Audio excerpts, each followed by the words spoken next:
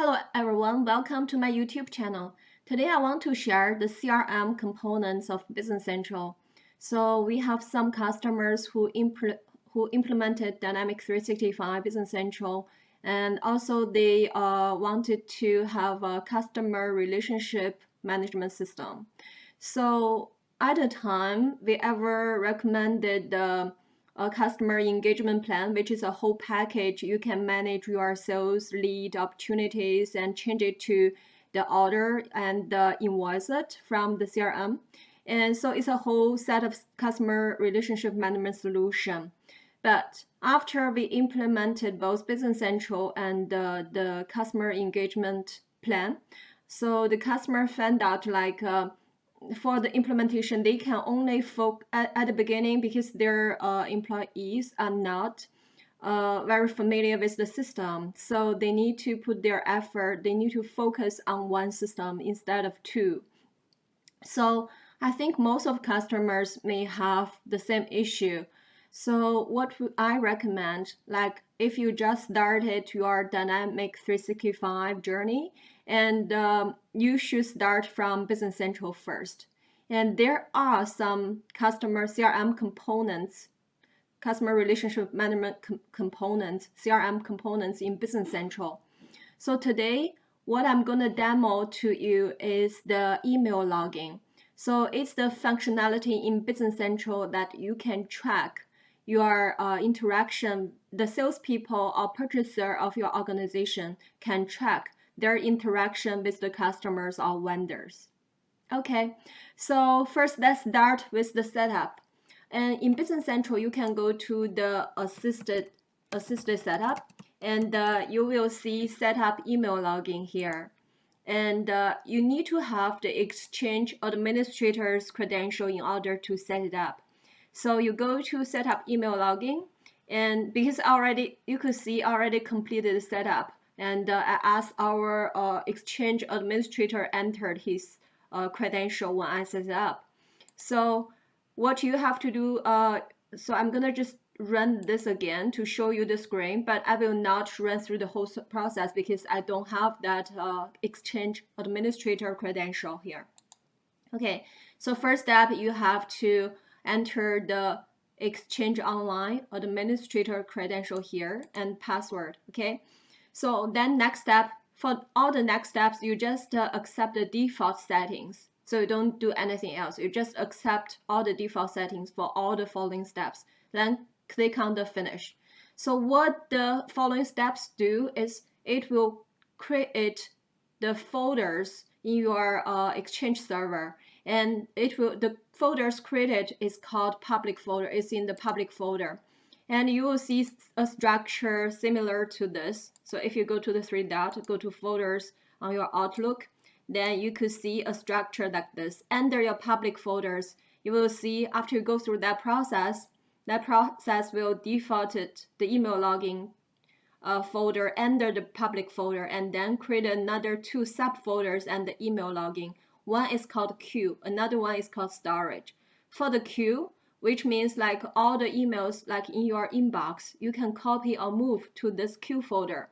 Then there is an automated job created after you go through that setup. After we go through that email login setup, assisted setup, then there's a job created in your Business Central. What that job do is like it depends on, by default, it will grab all the emails in the queue folder in every 10 minutes. Then it will put it to the storage folder. So that's that automated job do. So what you can do, you can go to that job. So after you go through this setup, and you will see, you go to your job queue entries. If you go to your job queue entries, then you will see there's a job automatically created. Okay, so let's search the caption of that job. We're gonna filter to email star wildcard. Okay, so this is the job created after we go through that process. What this job do is like if you open this job, if you added this job, then you can see it will run this code unit. And then what that does is like you can see it you can schedule how often this job run. So I think by default is 10 minutes, and you can change it to 1 minute. Then it can be, so because for our demo purpose, we don't want to wait for 10 minutes to see the job has grabbed the email from the queue folder to the storage folder. So I just set it to 1 minute. Okay, so now you can see it's in progress. And then after that, the job should be ready, right? So you just set status ready. So it should be automatically to be ready. And then what we have to do next in order to check if our setup, the connection to your Exchange server is valid, then you can go to marketing setup. So after you go through that assisted setup, then you can go to marketing setup, expand the email login tab.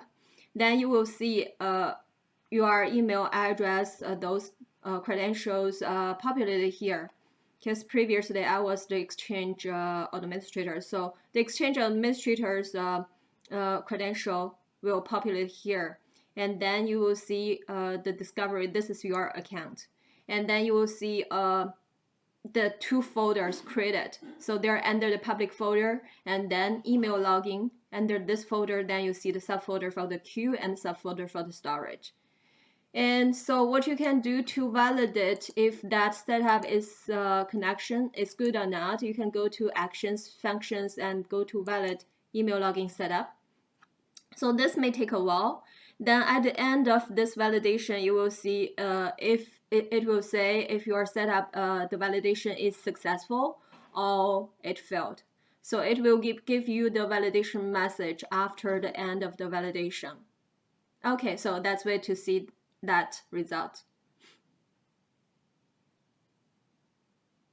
Okay, so it says the email login setup was successfully validated and completed. Once you see this message, that means everything is good, okay? And then after this, then we can go to setup. So we want to make sure our salespeople, purchaser, so our salespeople or purchaser has an email associated to them, okay? So let's put salespeople here, search salespeople purchaser.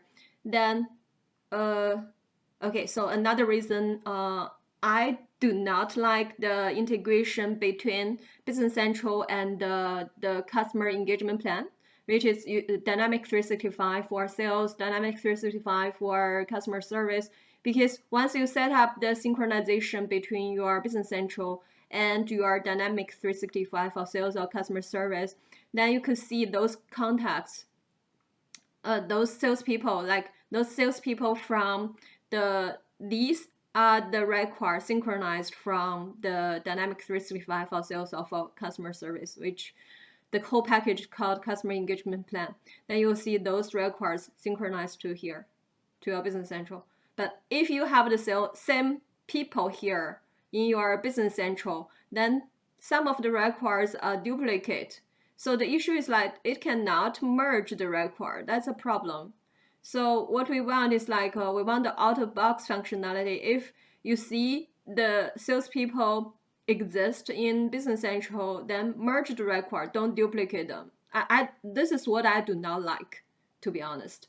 Okay, so let's continue this. So we are focusing on the CRM component in Business Central. So for example, so it's this salesperson, Jesse. So we want to set up the email address for this salesperson, okay? So then for the customer who sent the email to this email address, then you will see that email will be tracked in your email login. Okay, so after you set up on the salesperson card or purchaser card, the next step is like you have to set up the contacts. So on the contacts, you have to set up for their emails, right? So let's see, for the contacts, I will set up my personal email. So then, so there's a shortcut key to make the filter pane show, Shift F3. So I'm pressing it, then you can see here. And I'm gonna filter by the email. And so, Kiss already set up a contact to use my personal email. And what you have to do, you have to set up a contact, you will provide an email. For this demo purpose, I'm gonna use my personal email. So this email address to test if the email login is successful or not. Okay. So now I'm gonna go to my mailbox. This is my personal mailbox for this jinxiawang@hotmail.com. So I'm already in the create a new email here. So I'm gonna put that salespeople's name, Jesse, email address, Jesse Wang here, Jesse W at ecadvance.com here. Then I just put test email login interaction. Okay, let's put it here. Just copy the same content here, then send it. Okay, after I send, then I go to my email. So this is Jesse W ecadvance. You can see after it comes to here, it's automatically gone. And it goes to my queue folder. I'll tell you why it goes from my inbox automatically to the queue folder. Then we're gonna wait for the automated job to grab this email from the queue folder to the storage folder. Okay, that's right. So let's go back to our Business Central. Let's take a look of this job. Let's go back to that job to see. So this is the job. That's fresh. So it's in progress.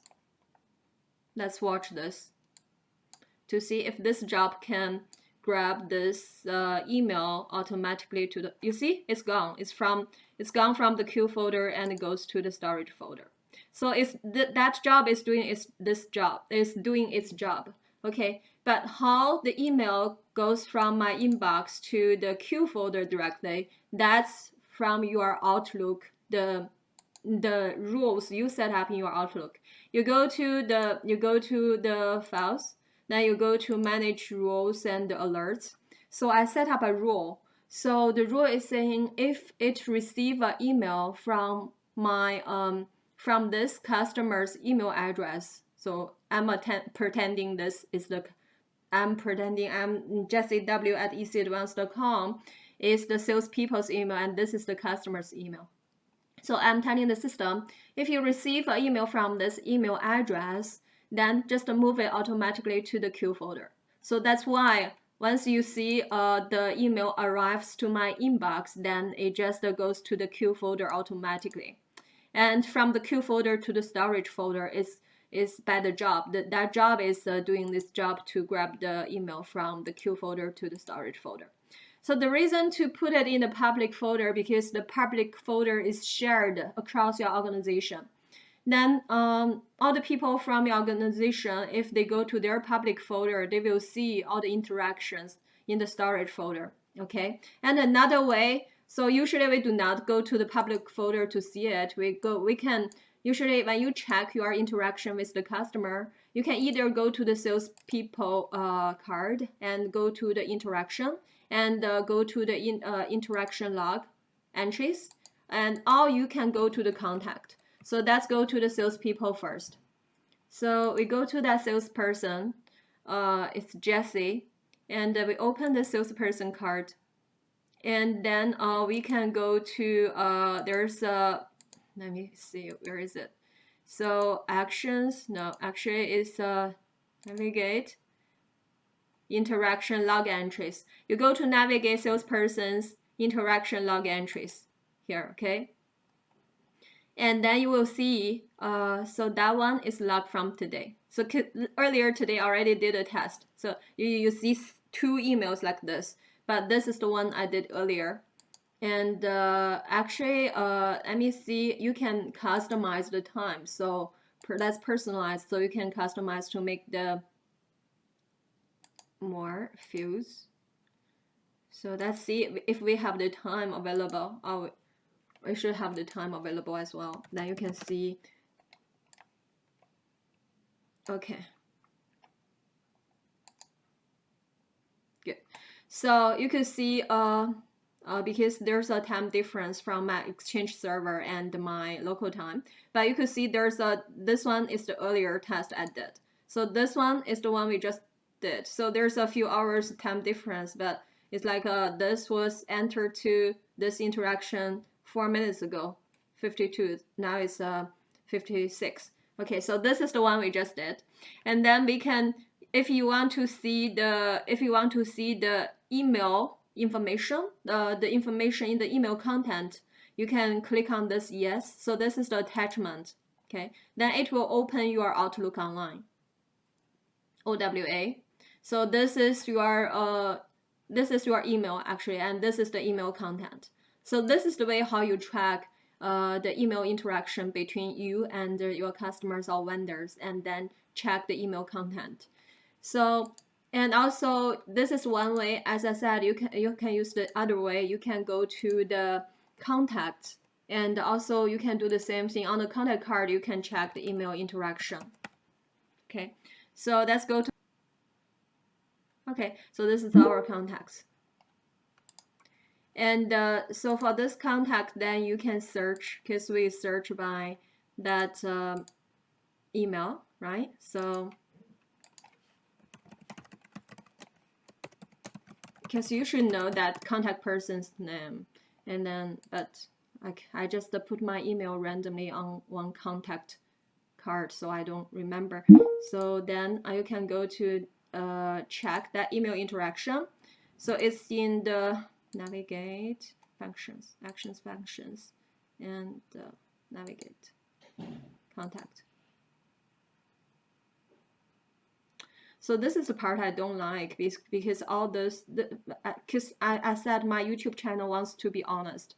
So which part I don't like for this Business Central Online is all these tabs are collapsed. Even you pin them, then you still have to, the information you try to find, so you still have to take time to find where they put the information under. So it's under history. It's not like on-premise, all the tabs are collapsed, then expanded, so that you can see how all those sub-tabs expanded. So you can see them easily. Okay, so this is the one. So the same thing, this is the one we just sent. That's the email we just tested, and you can see the content here. So that's two ways. You can go to the salesperson's card to check the interaction, or you can go to the customer card. Okay. After you check your email content, and if you like, if this email interaction is more like an opportunity, a sales opportunity to you, then you can go to the process tab, and then you can create an opportunity from here. So this is the CRM part of the CRM component in Business Central. That you can track the interactions with your customers or vendors, and then you can create an opportunity directly from the email interaction card. Okay, so I think that's everything I want to share today.